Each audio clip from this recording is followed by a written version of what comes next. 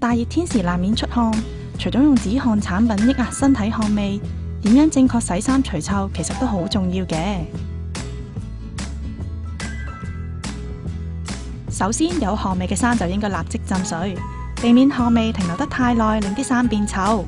呢啲喺超市都可以買到嘅清潔用品入邊，食用蘇打粉就係除臭救星。喺洗衣盤入邊加入蘇打粉，再浸佢1個鐘，因為蘇打粉屬於弱鹼性，可以溶於水，亦可以除臭。而檸檬係最天然嘅清潔產品，原來加少少鹽，用溫水浸完再清洗，都可以一樣令件衫變得清新嘅。經常用於家居清潔嘅白醋，當中嘅醋酸有消毒同埋殺菌功能，浸完之後過水清洗，對除臭同樣有效。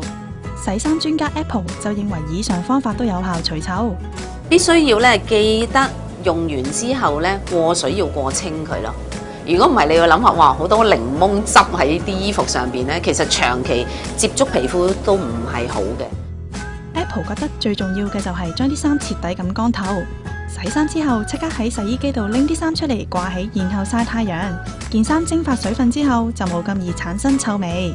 至於布料方面， Apple 就話麻質嘅布料比較通爽，棉質就較厚，雖然容易吸汗，但一樣好易焗汗嘅。相反，人造纖維嘅織法可以令布料織得又透又薄，較難吸汗，咁件衫殘留異味嘅機會就相對地較低啦。